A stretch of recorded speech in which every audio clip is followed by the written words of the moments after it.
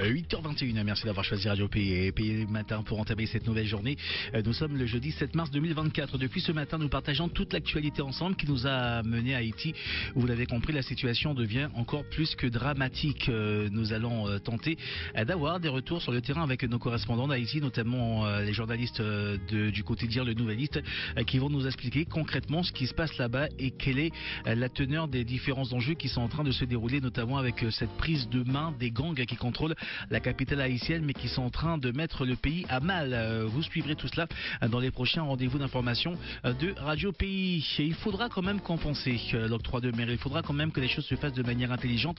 C'est en substance que dit le président de la CTG, Gabriel Serville, qui rappelle que l'octroi de mer, en tout cas ce que ça rapporte, est l'équivalent de 11% du budget de la CTG. Donc ce n'est pas rien. Il faudra faire les choses intelligemment. Vous suivrez bien évidemment tous ces débats lors des prochains rendez-vous d'information de Radio Pays dans votre également smartphone, puisque nous sommes connectés sur vous et vous connectés à nous sur les réseaux. Vous discutez avec nous à travers les groupes WhatsApp de Radio Pays 06 94 24 49 04. La musique, nous en parlons également ce matin parce que GNA, lui, a 1 million d'auditeurs Spotify. Ça fait du bien de voir nos artistes grandir et partir à la conquête du monde. Il y en a tout plein comme ça qui font partie de votre quotidien, notamment Philippe Bonner. Peut-être que vous ne le connaissez pas, peut-être que vous le connaissez également, ça dépend des générations, mais vous êtes certainement tous à avoir entendu l'un de ces titres qui est chez nous devenu l'un des moments de référence de Radio Pays. Vous avez oublié? Vous savez ce dont je parle?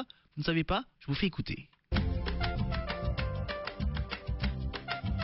Cette musique que vous connaissez, qui est généralement symbolique de Flash qui arrive, soit RTL, soit les grands journaux de Radio Pays, comme on dit dans le jargon radiophonique, une musique d'attente. Ben voilà, nous avons choisi à l'ouverture de Radio Pays de mettre en avant nos artistes guyanais, notamment à travers différents génériques que nous utilisons pour nos émissions, mais aussi à travers notre habillage. Et Philippe Bonner, enfin notre bonheur depuis maintenant l'ouverture de Radio Pays, avec ce titre entre autres. Bonjour Philippe. Bonjour Kylian. Merci d'avoir répondu favorablement à mon invitation ce matin. On va se tutoyer parce qu'on se connaît depuis de très nombreuses années, depuis Harmonia.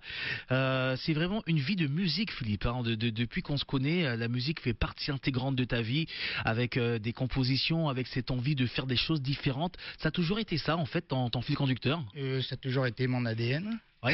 C'est-à-dire que je me pose même pas la question de savoir si je veux faire autre chose. C'est une envie, c'est une continuité de ce que je suis, ce que j'aspire avec tout mon environnement.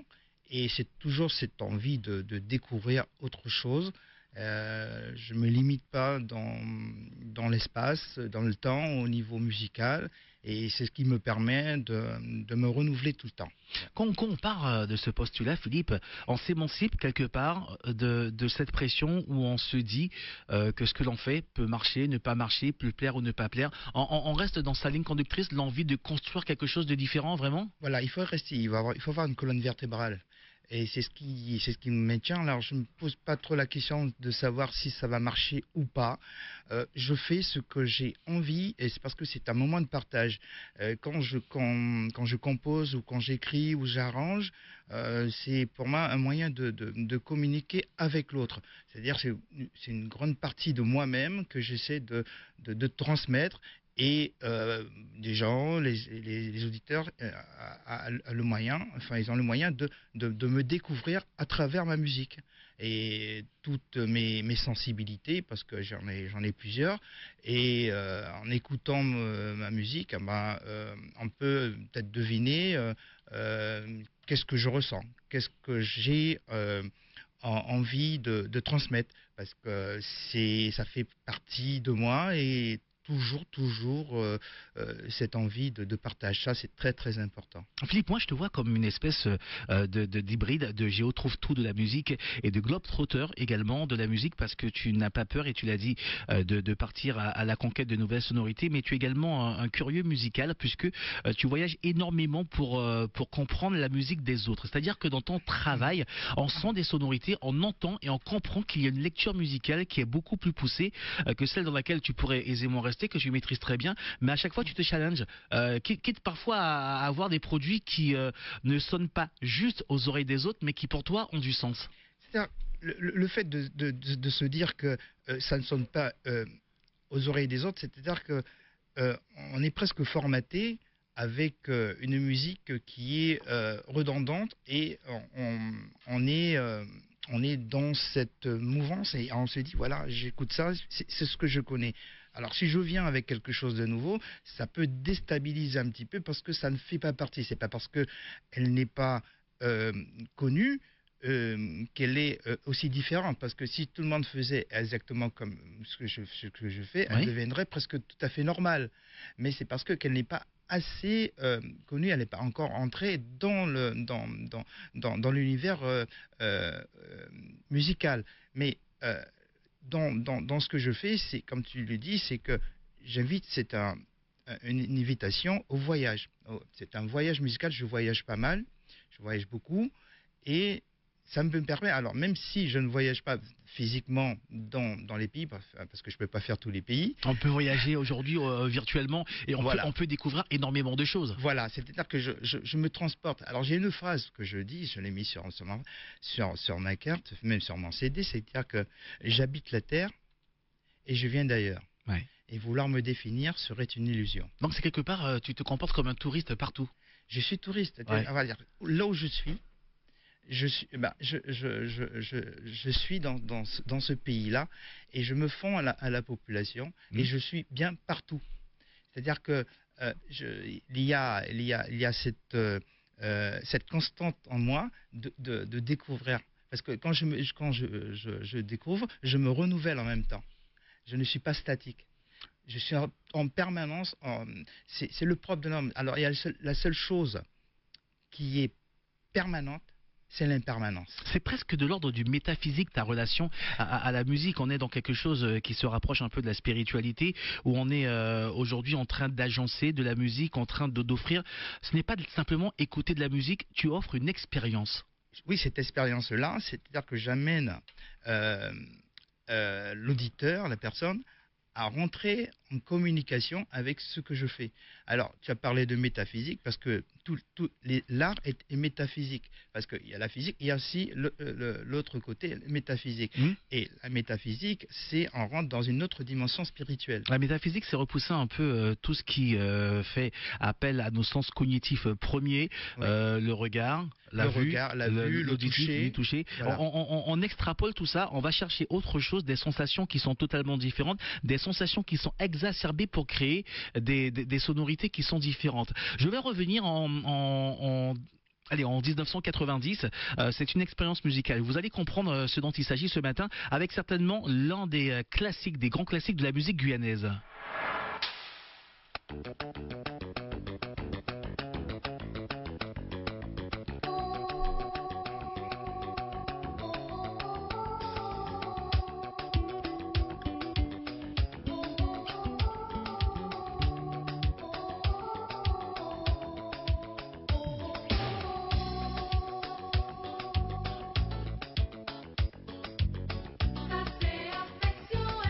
C'est un classique en Guyane aujourd'hui, c'est Harmonia, Way on the Way.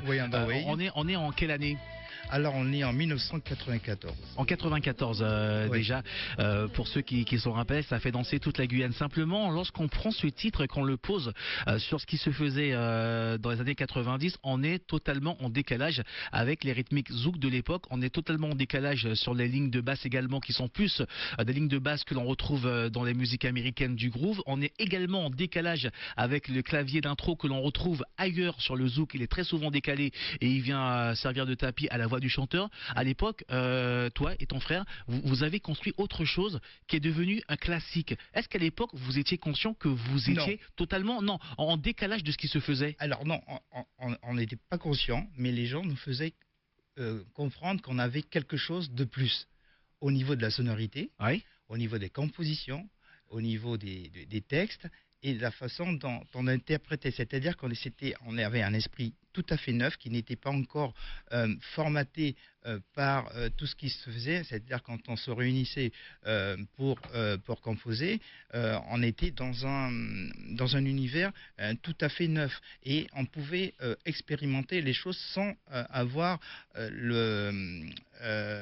un regard, disons, je dirais, un regard qui n'était pas celui qu'on pouvait attendre. On faisait ce qu'on faisait, enfin à faire, et puis après, le résultat, c'était le résultat qui était le plus important. Qu'est-ce qui était important, le parcours, la construction, ou bien le résultat? Parce que je me rappelle quand même, et c'était pas forcément flatteur pour Harmonia à l'époque, mais il y avait toujours cette espèce de pas d'indolence, mais oui, on est un peu blasé lorsqu'on est sur les prestations. J'ai l'impression que c'était pas la partie la plus agréable de l'aventure Harmonia.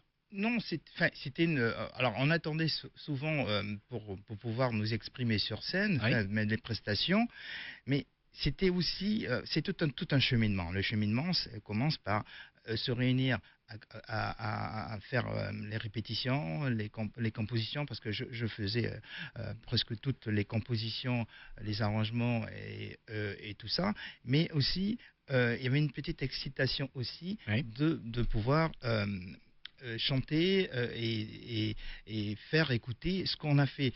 Mais c'est après, c'est toujours après, après coup, quand les personnes, les gens, les auditeurs, la population guyanaise ont découvert que Harmonia avait une griffe qui était spéciale. On ne peut pas la définir. Harmonia avait sa couleur musicale. Ah oui, elle avait une couleur musicale et on ne le faisait pas exprès, c'était comme ça.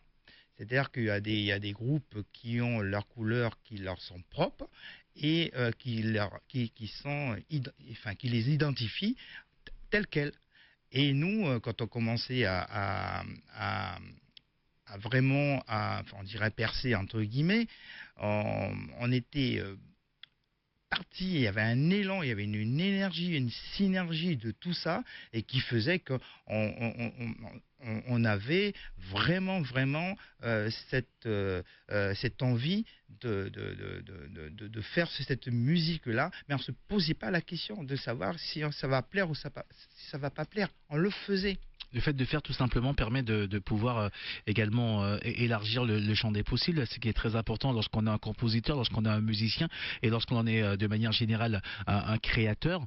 Comment on fait pour garder l'oreille neuve et neutre à chaque fois? Parce que lorsqu'on est en 1994 avec Harmonia, on est quand même dans un monde où en Guyane on est entouré de zouk, où on est submergé par le zouk qui nous vient des Antilles, avec des hits, des bangers qui sont inoubliables, avec également des compositeurs de talent. Comment on fait lorsqu'on est en 2023, 2024 et qu'on est Philippe Bonner et qu'on décide de faire de la mapiano avec une couleur un peu plus caraïbéenne alors que ça vient d'Afrique du Sud et qu'à un moment donné on décide, et c'est le titre qui est également en diffusion sur Radio Pays, Rélé Jacob, qui est le titre promo de ton nouvel album, où on rend hommage à Jacob Desvarieux avec des rythmiques qui sont copiées-collées sur celles que Jacob Desvarieux faisait. C'est-à-dire il faut pas avoir peur, il ne faut pas avoir peur de se renouveler.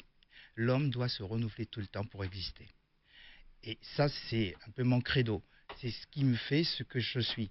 Je dois me renouveler et ce qui était hier n'est plus aujourd'hui et ne sera pas demain. C'est-à-dire que pour le moment, je suis dans le présent. Ouais. Et c'est facile de rester ancré dans le présent comme ça, de ne pas parfois avoir la tentation de jeter un petit coup d'œil derrière ou bien sur le côté également, parce que le présent se définit par une ligne directrice, mais le côté également peut être le futur. Juste regarder à côté, on est dans le futur déjà. Oui. Alors, je vais prendre une petite analogie. C'est quand tu es dans une voiture et tu as des rétroviseurs. Oui. Mais quand on est dans une voiture, qu'est-ce qu'on fait?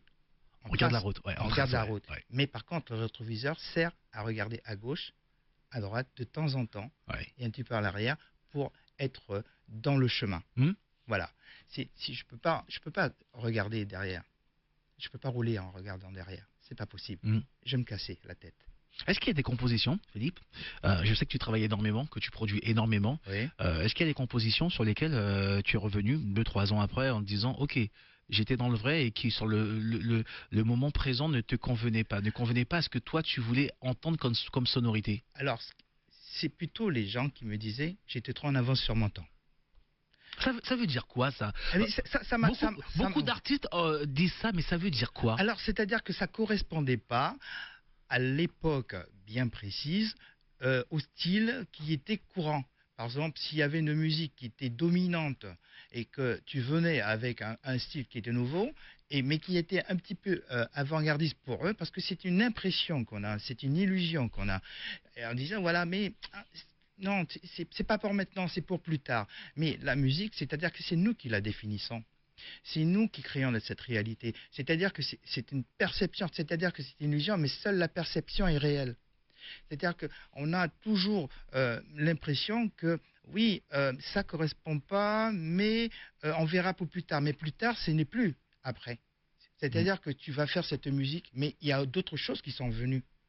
C'est-à-dire que si à ce moment-là, j'avais fait un titre euh, qui était bankable, tu vois, qui était vraiment un truc qui marche. Hmm. Alors, on va dire, bon, mais il fallait que ça corresponde aussi à d'autres musiques qui étaient du même genre pour que ça reste dans la mémoire collective. Parce que les personnes, les gens ont besoin de références.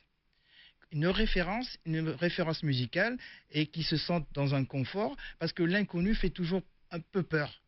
Et quand tu viens avec quelque chose de nouveau, ils n'ont pas les codes pour comprendre.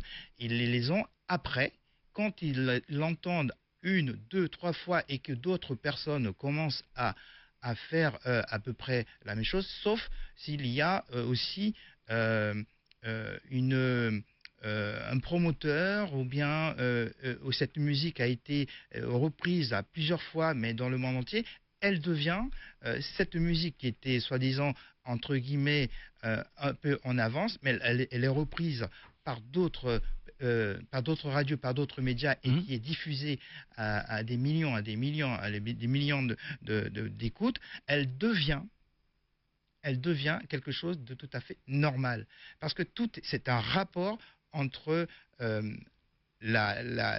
l'unicité de la chose et le côté de la masse que ça représente. Si la musique que tu produis en ce moment-là, elle est confidentielle, on va la traiter de façon marginale.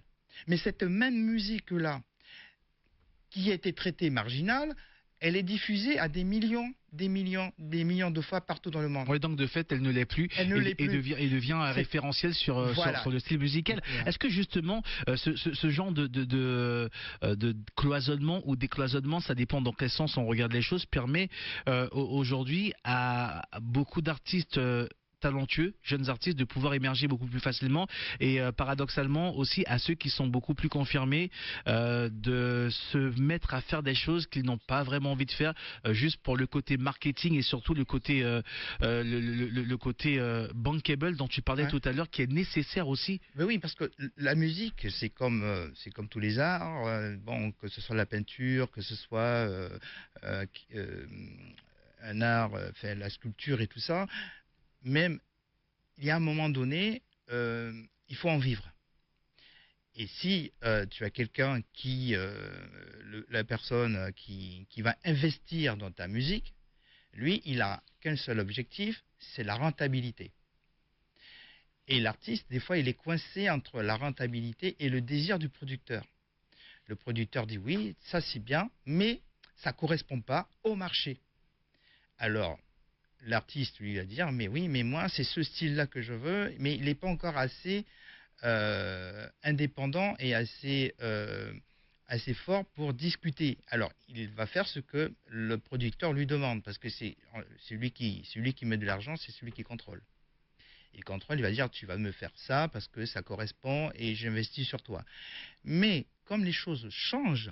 Mais d'abord, il y a beaucoup plus d'autoproduction aujourd'hui, oui, avec beaucoup de production en indépendant. Oui. En indépendant, mais beaucoup de labels également qui sont des labels indépendants qui ne sont plus collés aux grandes marques comme à l'époque, comme Sony, comme Epic, qui faisaient la loi sur le marché. Oui, mais là encore, c'est-à-dire qu'il faut que ce même indépendant puisse trouver les mêmes mécanismes que le producteur d'avant, parce que moi je suis indépendant, oui, mais je n'ai pas tous les gros moyens d'un gros major, parce que l'indépendant, il faut qu'il fasse exactement, pour faire connaître sa musique, il faut qu'il mette les moyens pour la diffuser, de faire un marketing pour la faire connaître. C'est-à-dire qu'il est son propre patron, mais à un moment donné, s'il peut le faire tout seul, c'est tant mieux, mais si il ne peut pas, il est obligé de faire appel à des des personnes qui pour eux, c'est le métier. Philippe Bonner est mon invité ce matin. Vos appels à 8h41 05 94 25 76 25. Bonjour. Allô? Allô? Vous êtes en direct, allez-y, c'est à vous. Ah bah voilà, vous nous rappelez dès que vous le souhaitez sur Radio Pays. Philippe, aujourd'hui, est-ce que le marché de la musique est devenu tel qu'on se retrouve à avoir un conflit entre faire de la musique rentable et faire de la belle musique? C'est toujours le même problème, c'est qu'est-ce qu'on veut faire? Si on veut vivre, si on veut vivre de sa musique, il y en a qui sont obligés de ménager un petit peu la chèvre le chou. Je veux garder mon identité, mais je veux vendre aussi. Et la musique, ces temps-ci, le marché a changé. Parce qu'il y a la nouvelle ère de l'Internet. Tout le monde écoute la musique sur leur portable, sur leur ordinateur, en podcast. Et elle a changé. Maintenant, ce n'est pas censé émanciper la musique, ce n'est pas censé créer de nouveaux canaux de commercialisation, de marketing, de repérage de nouveaux talents, créer également de nouvelles manières de concevoir, de créer la musique. Internet est censé être ça. Oui. Alors, il y a foison d'artistes qui peuvent maintenant, c'est plus facile qu'avant. Parce qu'avant, il fallait entrer dans un studio, il fallait avoir un producteur, il fallait avoir une certaine somme d'argent pour pouvoir produire. Maintenant, en home studio, avec un ordinateur, une carte son, les talents peuvent se révéler. Mais il y en a beaucoup, et des fois, ce n'est pas peut-être le meilleur qui sort, mais c'est celui qui fera le plus le buzz. Et celui qui a fait plus de buzz, et maintenant avec les algorithmes, va le mettre en haut. Et les gens vont suivre ce qui est en haut. Alors, bon, tant mieux pour lui, parce que c'est quelque part, tu dis que les gens sont moins curieux? Ils sont moins curieux, parce qu'il y a tellement d'informations, il y a tellement de musique, qu'ils vont prendre ce qui est sur le marché, ce qui marche le plus. Après, parce qu'on n'a plus le temps. C'est-à-dire qu'avant, il y avait le CD. Tu achetais un CD. C'était physique.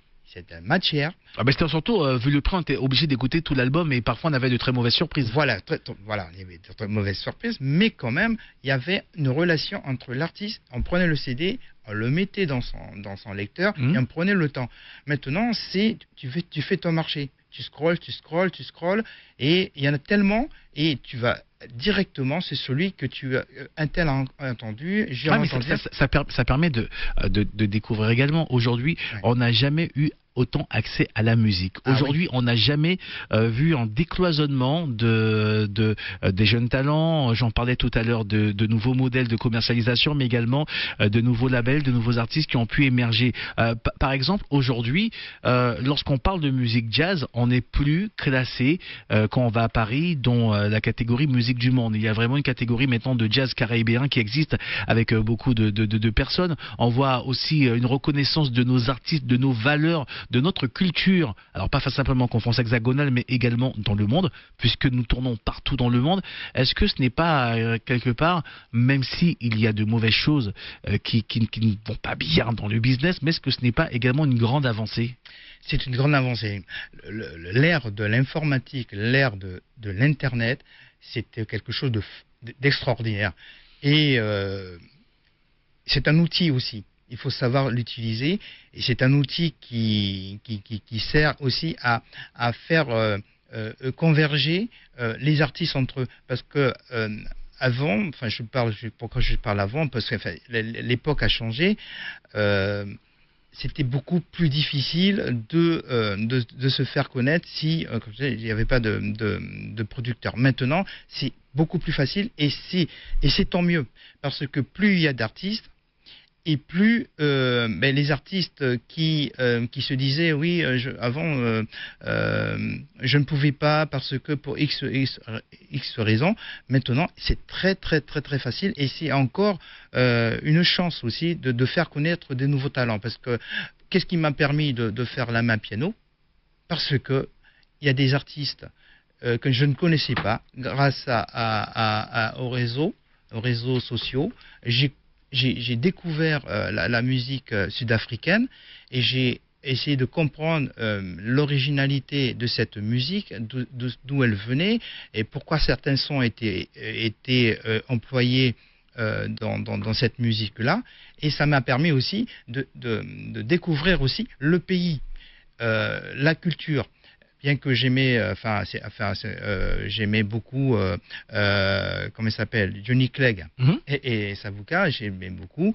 Et aussi, j'ai découvert aussi le gospel sud-africain avec les voix et même les chants zoulous. Mais c'est une invitation parce que quand un artiste compose, il fait quelque chose, il transporte avec lui toutes ses racines, toutes ses influences, toute sa vision. Il a des messages aussi à transmettre, mais c'est une invitation à discuter avec l'autre, parce que la musique, c'est toujours un moyen de discuter avec l'autre. C'est ça. On partage, on est dans l'échange. Parce que quand l'artiste partage sa musique, l'auditeur aussi, celui qui l'écoute, lui renvoie aussi quelque chose. C'est-à-dire que ce n'est pas à sens unique. Et c'est ce qui fait que la beauté même de cet art-là, aussi bien, comme je dis, la musique est un art, mais aussi la peinture, le dessin, la sculpture, c'est un art, tout est fait pour pouvoir échanger. Et c'est très important parce que le relationnel est très, très, très, très primordial dans l'art. C'est ce qui nous fait, c'est ce qui nous lie. C'est un pont, c'est un moyen de traverser. Et on ne peut pas mettre quelque chose,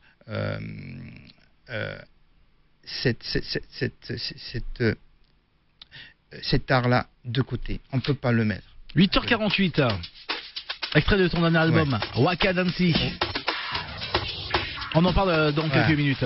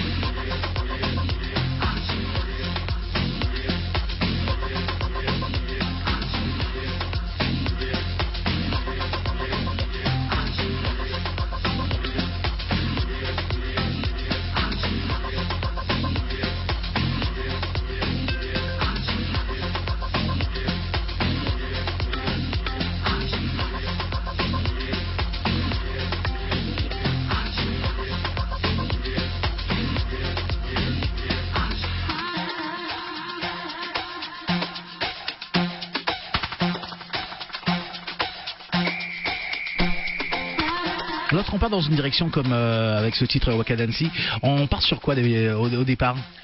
Alors on part sur toujours le rythme de base de mon album, et toujours c'est le rythme sud-africain, c'est-à-dire l'afrobeat, le rythme de percussion.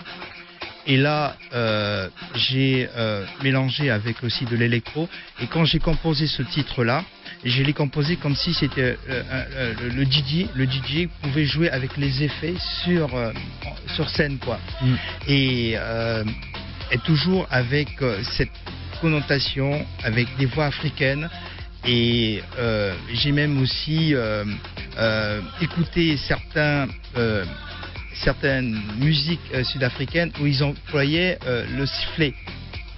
le sifflet, j'ai écouté ça et ça m'a inspiré pour mettre le sifflet et toujours trouver des sons parce que je suis sound designer. Je traficote un petit peu les sons. Comme celui-là, j'ai obligé de le trafiquer parce que je voulais avoir ma griffe, ma patte, ma couleur à moi pour pouvoir m'exprimer, quoi.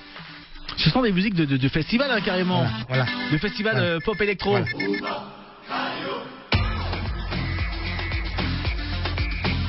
On est dans un univers qui est particulier, pop électro, un peu lounge également. Lounge, ouais. J'ai fait de la lounge aussi, de la musique, ouais. Pour tous ceux qui sont fans de musique électro, vous allez aisément reconnaître ces sonorités. Est-ce que justement il est facile d'assembler toutes ces sonorités et d'en faire un titre final comme celui-ci? Facile. C'est beaucoup de temps, de recherche et de trouver l'équilibre. Parce que tout est équilibre. Il faut savoir trouver les couleurs, la note, les accords pour donner... parce que moi, quand je compose, j'essaie toujours de me référencer à mon environnement. L'environnement, tout doit être en équilibre. Et quand je fais certains sons, et certains sons, même le log drum, il faut que je le modifie pour que je lui donne la couleur que je veux. Mais ça peut pas s'expliquer. C'est comme si tu me demandes de faire une formule mathématique de l'amour sur un bout de papier en mathématiques, c'est impossible. On termine, il nous reste quelques minutes à passer encore ensemble ce matin. Ce titre René Jacob, qui est le titre promo de ce nouvel album, on le diffuse sur Radio Pays depuis maintenant quelques semaines. Un hommage à Jacob Desvarieux, c'est clair, c'est clairement dit. Ça t'a marqué, époque Jacob Desvarieux? Ça m'a marqué, je l'ai connu personnellement et j'ai toujours aimé sa façon de jouer, mais le groupe Cassav, parce que lui, et Pierre-Édouard Decimus, lui, qui ont fait Cassav, mais il y avait quelque chose de vraiment très très fort. Et j'étais, même après, quand j'ai su sa mort, mais j'ai pas été attristé comme beaucoup d'autres, parce que je savais qu'il était vivant encore. À travers sa musique. À travers sa musique. C'est une façon pour moi de dire qu'il existe. Voilà. Une belle musique. Comment ça va se passer pour la suite pour toi Philippe? Alors là, pour ce morceau-là, alors je veux faire un grand clip. Alors c'est un clip dans une salle de concert, avec la structure comme Cassav sur scène, avec au moins 8 caméras sur scène. Et je vais le tourner à Toulouse. Et justement, j'en profite de cette occasion parce que j'ai lancé une cagnotte. On verra sur mon site harmoniamango.com parce qu'il me faut... il faut un budget. Il faut un budget parce que normalement, je réalise mes clips moi-même. Bon, c'est pas trop un problème, mais pour celui-là, alors j'ai lancé une cagnotte sur mon site harmoniamango.com et là aussi, on peut retrouver aussi l'album que les gens peuvent télécharger sur mon site. Parce que j'en ai fait très très peu et j'en ai plus là. J'en suis venu avec quelques-uns, j'en ai plus. Mais on peut toujours télécharger le titre. Et si les gens veulent participer à ce projet du clip en hommage à Jacob Desvarieux, ils sont les bienvenus pour m'aider à réaliser ce projet qui me tient à cœur. Et je les remercie d'avance pour ce geste-là. Alors je répète encore, harmoniamango.com, tout collé. Et l'album, alors le titre, il est déjà aux Antilles, c'est-à-dire Martinique, Guadeloupe, Sainte-Lucie, La Réunion, tous les radios afro-caribéennes de Paris, Lyon, Marseille, Toulouse, Bordeaux. Et aussi dans les pays africaines, francophones. Et là, après, quand je vais rentrer, partout où Cassav est passé, ils auront le titre. Je recommande le dernier album de Philippe Bonner à tous les DJs, ceux qui veulent chercher et trouver de nouvelles sonorités et qui ont envie de se faire de belles sessions lounge ou pop électro dans les festivals, parce qu'il y en a de plus en plus en Guyane. Vous serez étonnés, les gars, de voir qu'il y a énormément de choses qui vous ressemblent. Vos appels en direct sur Radio Pays. Radio Pays, bonjour. Comment? Voilà, mon Kachambé. Ok, zéro faute. Monsieur Bonner, bonjour. Bonjour. Oui, alors, c'est juste pour vous féliciter de tout le travail que vous faites. Oui, merci beaucoup. Et faut pas n'oublier quand même que Moukadil, parce que moi c'est un ancien animateur radio et du jockey, et Mouka changé à l'époque à un de ses premiers groupes qui lançait Zouk Guyanéa aux Antilles, notamment en métropole. Parce que derrière les autres, après, tout de suite, il y avait un label qui était sorti, qui était, je crois, à Metz. Je me rappelle plus, mais bon, ou qui dit peut-être après. C'est là qu'on a connu Complice et pratiquement tous les petits groupes là qui sont sortis entre-temps, celui de Fofo. Excel. Et, Excel. Excel, voilà. Merci, mon ami. Excel. Et on peut se permettre de le dire quand même, que c'est un peu grâce à Zod, grâce à Harmonia, qui est le premier album qui fait que après, on a connu le zouk guyanais. C'est le mot de l'armée, à tes Harmonia, nous t'es écouté. À tes pratiquement, c'est l'album guyanais qui gagné, et à tes autres. Donc, à tes juste pour féliciter, et puis dire, bonne continuation dans tout bagage. Alors, okay? Moi, j'ai une petite nouvelle, moi, j'ai fait 6e album Harmonia. Mon cas rentré. Voilà. Franchement, moi, félicité, puis c'est, depuis l'autre jour, moi, t'ai écouté que Malik, malheureusement, moi, pas t'ai appelé, c'est ma réseau. Ouais. Et là, moi, j'ai opportunité à t'y appeler, donc, voilà, pour dire, bon courage et bonne continuation. Ok, merci, mon frère. Merci beaucoup, Jean-Louis, et prudence sur la route. Merci beaucoup, Philippe, d'être venu ce matin. C'est passé très, très vite, C'est passé très, très vite. On va se quitter avec, le premier single de l'album, Rayleigh Jacob. C'est excellent. Bon courage, Philippe, pour la suite. Merci beaucoup, Kylian. On a bien noté. 6e album d'Harmonia, ça arrive bientôt. Je vais commencer à le travailler. Ah voilà. Et nous on attend. Il y aura qui au chant dessus? Tu peux nous dire déjà? Il y aura les anciens d'Harmonia. Les anciens d'Harmonia. Les tout premiers. Caroline. Merci beaucoup Philippe. Dans 3 minutes, le retour de l'info.